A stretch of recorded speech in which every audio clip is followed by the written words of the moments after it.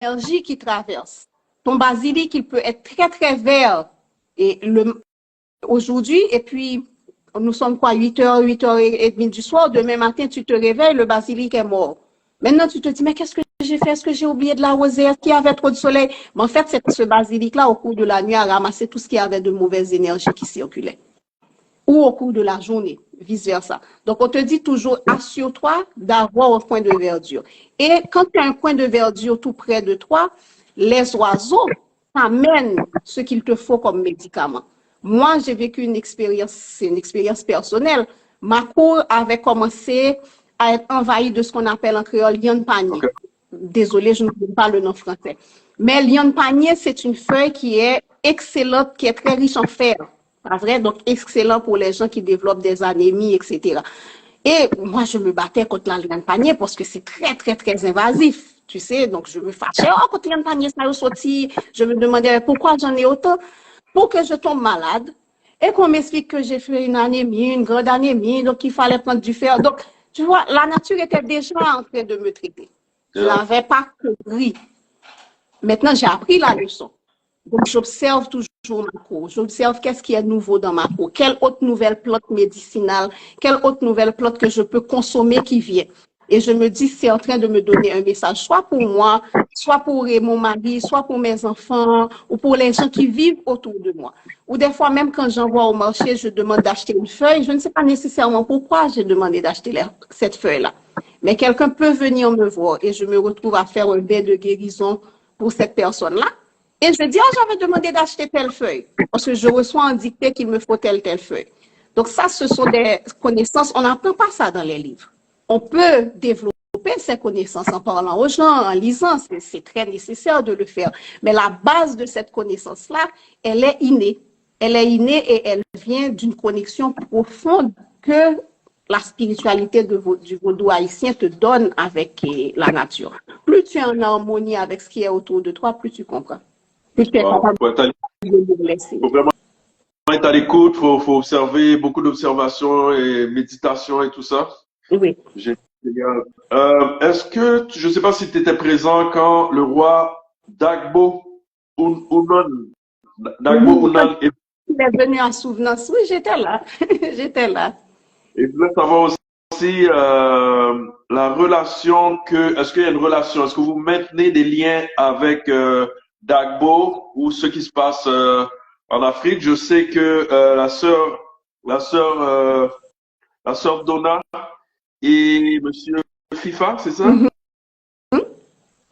Le roi FIFA, ils ont été dernièrement, là, je suis en contact avec la sœur Donna qui m'a appelé, qui m'a dit, elle m'a envoyé des vidéos, maintenant, elle a pris un grade là-bas. Donc, est-ce que vous avez des liens avec l'Afrique, dans le fond? Mais en souvenance, pas nécessairement. C'est-à-dire que le roi était venu en visite. Il a passé, je pense, un excellent moment. D'ailleurs, il était venu pour un jour, il est resté pour toute la semaine, donc il a fait toutes les fêtes avec nous. Et quand il a parlé, et je me rappelle très bien parce que ça m'est resté en tête, il avait dit qu'il a retrouvé à Souvenance le vaudou authentique. Ça nous avait énormément touché quand il a dit qu'il a retrouvé à Souvenance le vaudou authentique et que notre manière de pratiquer à Souvenance était encore plus authentique que ceux qu'ils ont pu garder au Bénin après la colonisation. Donc ça, c'est quelque chose qui nous avait beaucoup touché. Ce qui nous avait touché aussi énormément, c'est qu'à un moment donné, et sous le Mapou, chez Papa Lissa, quand il était en train de nobler loi, ce qui veut dire qu'il était en train d'éviter les lois, plusieurs fois, il a dit des lois et les noms sont pareils. Donc, Maouissa, Loko, Guédé, les noms étaient pareil, la prononciation était pareille, ça m'avait vraiment touché, ça m'avait vraiment touché. Mais dire qu'on maintient des relations avec eux, non. Il y a beaucoup de onsis de souvenance qui voyagent, qui vont au Bénin régulièrement. Moi, personnellement, je n'ai jamais été au Bénin. Et quand les onsis voyagent, ils prennent la peine d'aller visiter, d'aller payer leur respect. Mais malheureusement, on n'a pas de relation constante et établie formellement avec le Bénin. Quoique, Souvenance reçoit régulièrement des visites de Béninois. que ce soit quand il y avait l'occupation de la MINUA, il y avait un contingent de Béninois qui était venu, qui nous avait donné un drapeau béninois, qui est d'ailleurs un drapeau que si vous allez voir les photos de Souvenance, le drapeau du Bénin qu'il y a, c'est le contingent béninois qui l'avait apporté à Souvenance. Et des Béninois qui travaillent dans différentes ONG en Haïti ou bien qui viennent comme consultants pour le gouvernement ou pour autre chose, viennent toujours visiter Souvenance. Mais des relations directes avec le roi qui était venu nous visiter, non, pas nécessairement.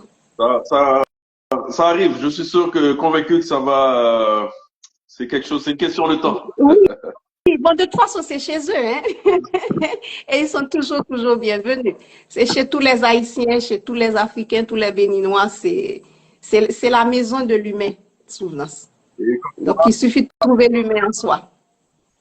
Comme toi, j'ai été au Bénin 3 fois à date et à chaque fois, ça me fascine comment voir la proximité du vocabulaire, la proximité dans le vaudou, la proximité.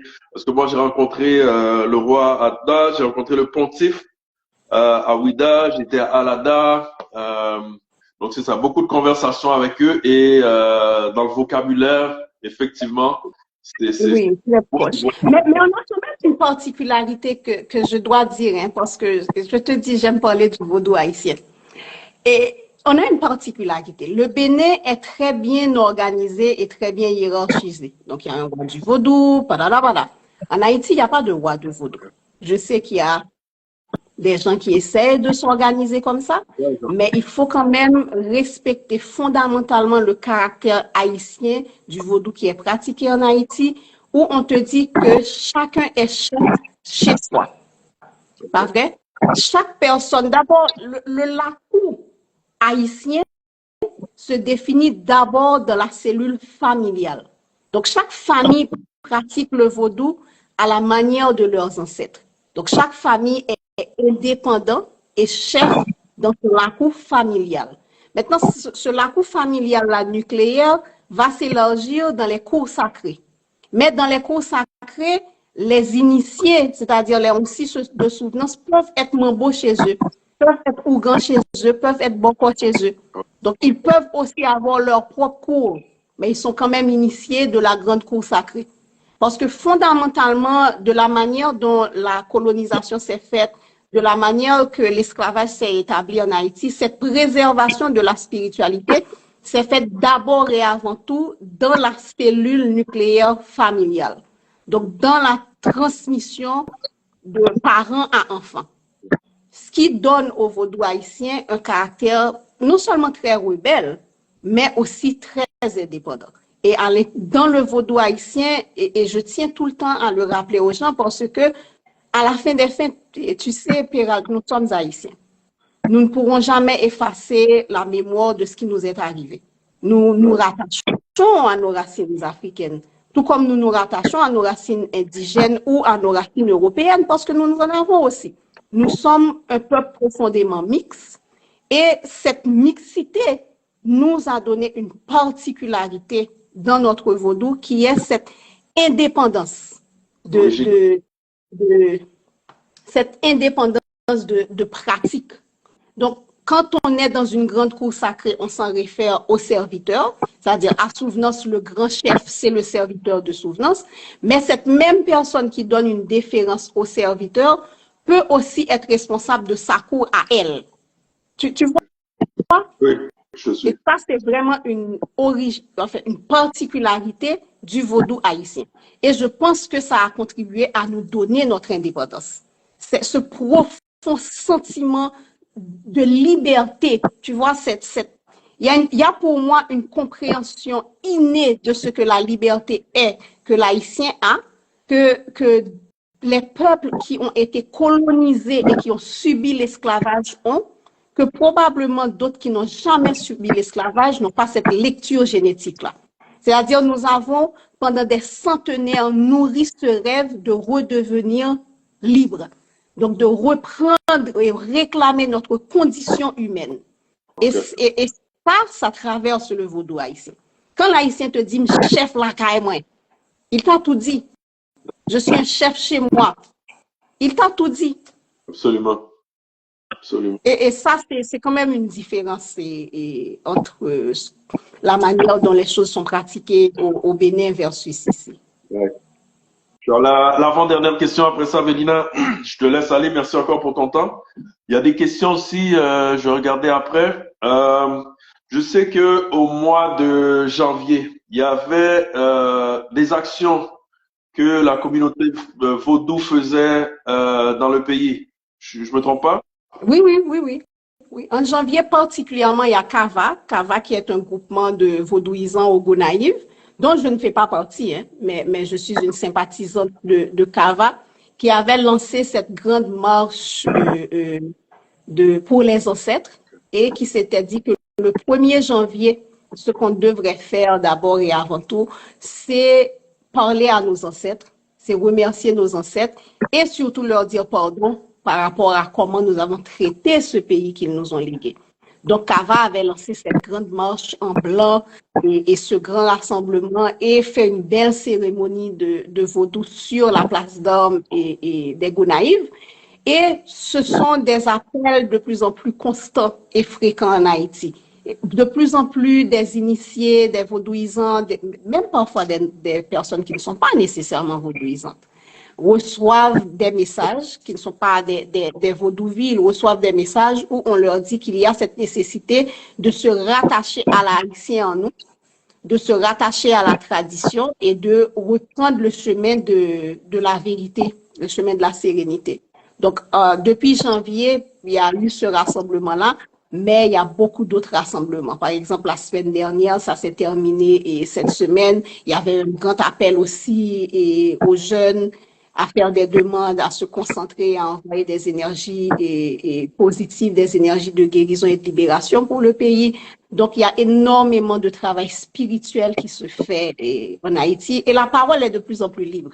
Les réseaux sociaux ont aidé énormément, mais il y a beaucoup de jeunes aussi qui acceptent qu'ils savent, qui acceptent qu'ils sont vaudouvis, qui sont vaudouisants et qui en parlent ouvertement. C'est vraiment, moi, ça me fait énormément plaisir de voir ça. Dernière question. Est-ce que, je ne sais pas si on a déjà une école de vaudou, ce qu'on apprend aux enfants, est-ce que c'est déjà là? Est-ce que c'est quelque chose à partager? Oui, il y a beaucoup d'écoles vaudou. Il y a beaucoup d'écoles vaudou. D'ailleurs, dans le Nord, si ma mémoire est bonne, même au Cap-Haïtien, il y a une université de vaudou. Donc, il y a ce besoin de sortir de la tradition purement orale pour aller vers une transmission qui est plus formelle aussi. Parce que vu que avec les sécurités, comme en Haïti, on ne se voit pas aussi souvent, on ne peut pas se fréquenter aussi souvent. La transmission orale est très challenging, pas vrai? Il y a énormément de défis face à cette transmission orale. Donc, il y a des écoles de vaudou, il y a une université de vaudou. Et moi, ça me fait toujours plaisir de voir qu'il y a des gens qui prennent cette initiative-là. Et même sur les réseaux sociaux, il y a un monsieur que je suis qui s'appelle Maître Capou sur Facebook. Et j'aime beaucoup le suivre parce qu'il a son tableau et puis il est en train d'expliquer le loi c'est ceci, le loi c'est cela, voici comment tu fais. Il y a une page qui s'appelle Vaudou Laka et que je suis aussi en tout cas. Il y en a tellement, je ne vais pas les citer pour faire des jalousies et puis on me dit tu n'as pas parlé de moi. Mais il y a beaucoup de pages qui donnent beaucoup d'informations. En même temps aussi, j'invite toujours les gens à être très prudents et à aller chercher l'authenticité, à aller chercher la vérité parce qu'on le sait, tout ce qui n'a pas une organisation formelle est ouvert au charlatanisme. Donc, est ouvert à des gens qui vont dire du n'importe quoi, qui vont raconter du n'importe quoi. Donc, il faut quand même pouvoir utiliser son esprit critique, il faut quand même pouvoir rester logique en apprenant sur le vaudou. Et le vaudou, c'est une recherche de soi. Donc, il faut pouvoir écouter, il faut pouvoir aller observer, il faut pouvoir poser des questions quand on observe et il faut écouter son intuition, et son fort intérieur et ses rêves. Quand on est inconfortable, ça veut dire qu'on est sur le mauvais chemin. Parce que le vaudou n'est pas difficile. Le vaudou n'est pas compliqué. Ce n'est pas un chemin où votre vie va être misérable, non. Donc, quand on est inconfortable, il faut se dire, je ne suis peut-être pas sur la bonne voie. Je dois aller chercher ça ailleurs. Mais il y a, et j'appelle d'ailleurs à ce qu'il y en ait beaucoup plus, il y a des efforts qui se font pour un musée de vaudou, il y a des expositions qui se font à l'étranger, et Haïti